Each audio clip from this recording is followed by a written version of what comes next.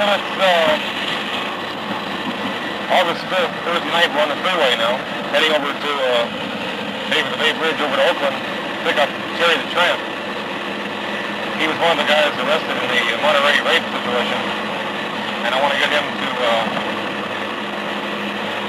possible detail that whole day or 2 days for me so I can reconstruct it to the first chapter of the book. And he was supposed to go over last night, and he got screwed up somehow with his job and his cycle going bad. And today he got arrested. He was supposed to be over about 6 o'clock, and I just finally managed to get hold of him about 9. And I just said, shit, I'll go over and pick you up, you know. It's easier than waiting for people. I'd rather be moving around. Was Clovis a run, or was it just no, it was just a bunch of guys in the bar? That's what I thought. That was after Bass Lake Halloween. What, everybody was sort of sitting around the bar and, Here comes the girl. Just oh, like was it a girl or was it a pretty old girl? She's an older bride. Yeah, just like we want to come in Sunday night, 40 years old. Yeah, she started dancing, took all her clothes off. And so I just picked her over my shoulder and threw her in the panel truck, and everybody had fun. You know, she owns a bar uptown. Same thing happened out in Clovis, only they took her out to this old vacant house out back. Same thing. You get those freaky broads there once in a while. I didn't see nobody at Bass Lake. I was in my own little world. I was too. I was completely smashed on I LSD know, all the time it's out there. When that beer can blew up in that fire, I came unglued. Yeah, I struck with paranoid. Somebody put a beer can in the fire and just everybody sitting there just tripping, just wasted, you know? Must have 50 people sitting on that fire. And all once the beer can exploded.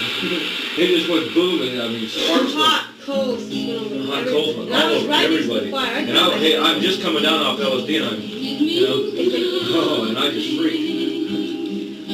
Is that thing still going? Yeah. Anything you worry about, see, we can just go back over and... Yeah, well, you know, I trust you, huh? Well, you have to. I mean, I'm not going to... I got to, you know. Yeah. I was on the beach. Oh. No, I mean, if I'm not trusted, if I can't be trusted after this long... Yeah, well, I trust you, that's what I said. Yeah, I'm the dirtiest, or I'm the hottest, the slickest heat that ever came around. Well, you ever tried coyote, huh? No, but I've heard all these stories. It seems to me like I just couldn't tolerate, couldn't do the eating business, the Indian way. Well, I took the tea. Oh, that's probably pretty good. Yeah, well, it's right tasty. You know? But apparently it's... 80 buttons. Made a tea on it. I laid on the couch for 3 days. And just watched the lights go.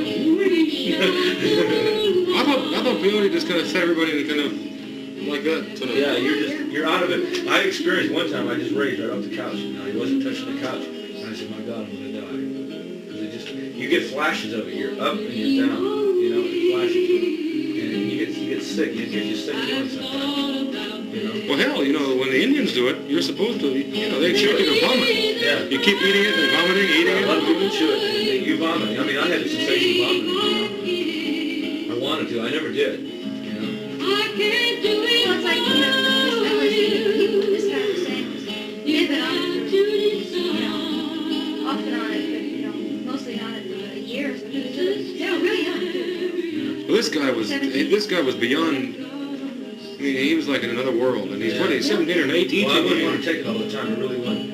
Yeah, I think it would mess with your mind. So. Here's a guy that walks up to somebody he's never seen on the beach and offers to sell him a cube of LSD. Never seen. Well, see, that's somebody like that, they've gone too far out. Now, LSD is groovy. But I take it every day. My mind couldn't make it. I really couldn't. But he said that, you learn to control yourself. Yeah, well, that's what I've heard from everybody. You learn to control it because the first time I couldn't control myself. Because I walked into this grocery store and Tiny was with me. Was this LSD? Tiny was straight, on LSD. And I grabbed Tiny and I said, Tiny, I can't help myself. Help me. I said, I want to come down. I said, please, God, I'm high. Please let me come down, and I just started giggling. There's no way to get off of it, is there? No, there's no way to come down. I just started giggling. I just started laughing, and I couldn't help it. I laid on the ground in this grocery store, and they had to drag me out of there.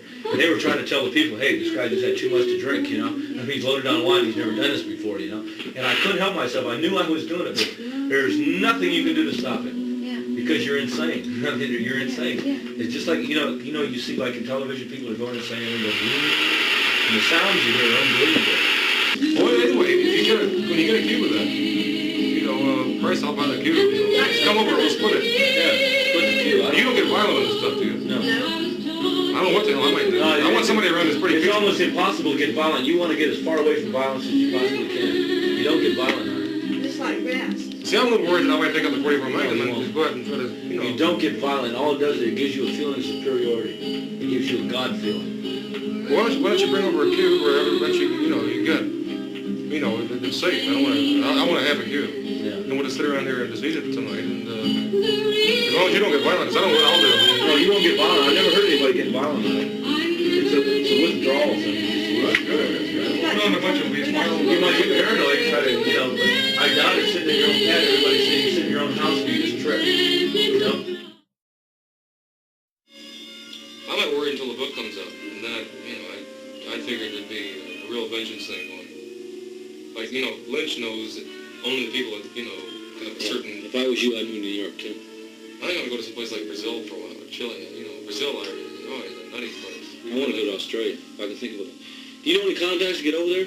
A friend of mine is down in the New Hebrides now, and he was going to go to Australia, but he said every Aussie he meets is such a dull bastard that I have a feeling the country just on a pall of... well, you know, it's British. Yeah, I just couldn't tolerate that. I mean, if you want a nutty country, you got to go to Brazil. That's just too much. Party time. Oh, man, it's... I'd like to get anywhere out of the States. Oh, really? Well, Brazil is not only the most beautiful country I've ever seen, but the people are fantastic and just a nutty... Well, you get tired of them after a while, but... Rio de Janeiro? We live there, you know, but I've been around the thing. It's just, it's Christ, it's bigger than this country. Oh, yeah, I know that. And it's the only place in the world left that I know of that really has a Wild West.